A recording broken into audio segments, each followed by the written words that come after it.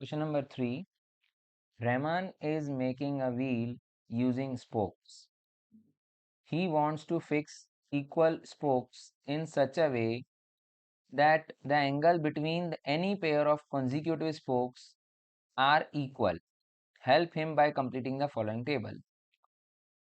यहाँ पे व्हील दिए गए हैं हमको, ओके, और एंगल्स के बारे में बात हो रही है कि जितने वो स्पोक्स लगाते हैं उस हिसाब से एंगल्स पे क्या फ़र्क पड़ता है।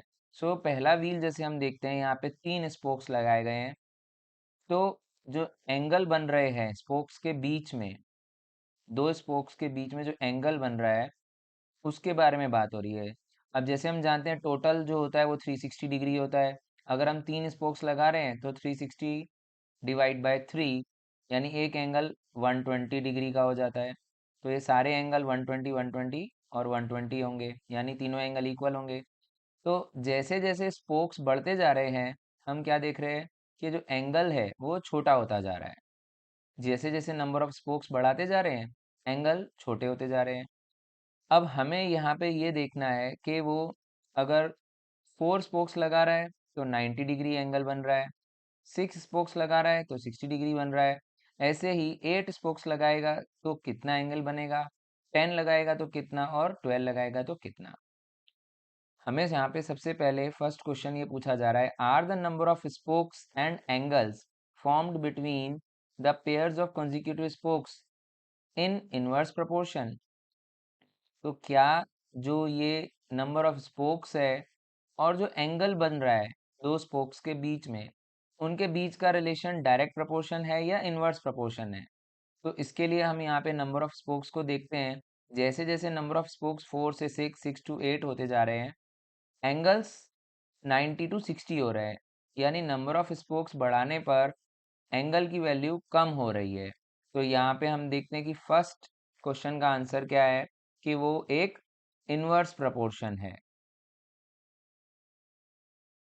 नंबर ऑफ स्पोक्स बढ़ाने पर एंगल बिटवीन कॉन्जिक्यूटिव स्पोक्स कम हो जा रहा है, डिक्रीज हो जा रहा है, तो ये इनवर्स प्रपोर्शन है। क्वेश्चन नंबर 2 पे आते हैं। Calculate the angle between a pair of consecutive spokes on a wheel with 15 spokes. Okay, तो हमें 15 स्पोक्स, 12 के बाद 15 स्पोक्स हम ले लेते हैं। 15 स्पोक्स पे कितना एंगल बनेगा वो भी बताना है, एंड ये टेबल भी हमें कंप्लीट करना है। तो सबसे पहले हम टेबल कंप्लीट करने के लिए नंबर ऑफ स्पोक्स को x और angle between the two spokes उसको y मान लेते हैं। तो इनवर्स प्रोपोर्शन में हम जानते हैं रूल क्या है, x1 y1 will be equals to x2 y2। तो जो हमारी नॉन पेयर है, जो वैल्यू हम जानते हैं, वो हम पहले पेयर को ले लेते हैं 4 और 90, और जो अननोन वैल्यू है उसके लिए हम, जैसे ये y1 है, ये y2 है, तो ये y3 y4 y5 y6 and so on, इस तरीके से हम लेके वैल्यूज निकाल सकते हैं। तो पहला टेबल कंप्लीट करने के लिए 4 इंटू 90 इक्वल्स टू x2 की जगह पे हम 8 लेंगे, और y2 हमें y3 फाइंड करना है।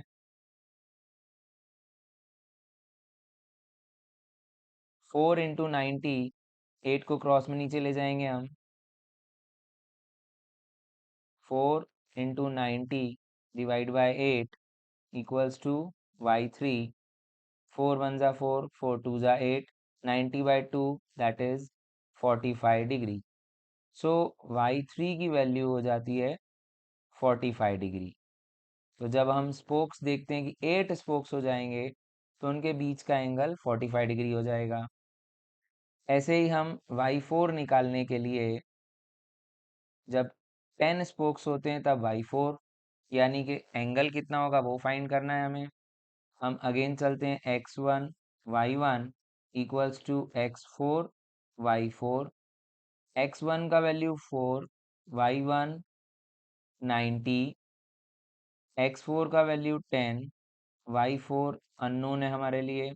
10 को हम क्रॉस में ले जाएंगे, 4 into 90 divide by 10 equals to y4। 0 0 cancel हो जाएगा, सो y4 का वैल्यू आ जाता है 4 9 जा 36 डिग्री।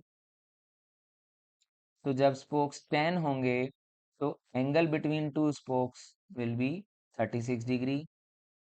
इसी तरीके से हम 12 के लिए भी निकालेंगे। सो x1 y1 equals to x5 y5, x1 4 into 90, x5 12 दिया है हमको, y5 हमें फाइंड करना है। सो 12 क्रॉस में 4 into 90 divide by 12 equals to y5, 4 1 ज़ा 4, 4 3 ज़ा 12, 3 1 ज़ा 3, 3 3 ज़ा 9 and 0। So y5 equals to 30 degree.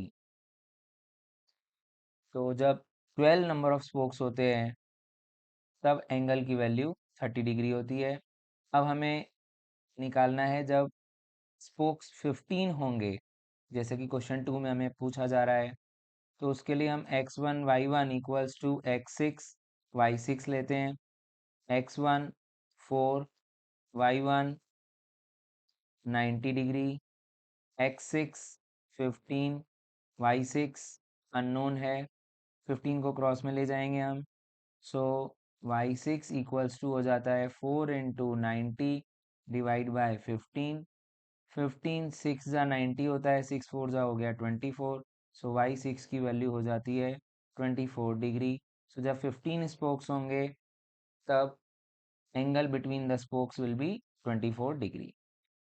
अब question number 3, how many spokes would be needed if the angle between a consecutive pair of spokes is 40 degree. अब हमें angle दिया गया कि अगर एंगल 40 डिग्री है, राइट, सो कितने स्पोक्स हमें लगाने पड़ेंगे। उस अननोन वैल्यू को हम x मान लेते हैं। ओके, सो ये जैसे हम जानते हैं इनवर्स प्रोपोर्शन है ये, x1 y1 equals to x2 y2। अब यहाँ पे ये हमारी जो वैल्यू है x, ये y1 y2 y3 y4 y5, ये वैल्यू हम y6 फॉर एग्जांपल मान लेते हैं। तो x6 y6 ले लेते हैं। ओके, अब 4 into 90 degree equals to y की वैल्यू हमने ले ली है 40 डिग्री। सो x6 की वैल्यू हो जाती है 4 into 90 degree divide by 40, 4 0 0 cancel, 4 1 ज़ा 4, x6 इक्वल टू 9, यानी 9 स्पोक्स लगाने पर angle between the spokes will be 40 degree.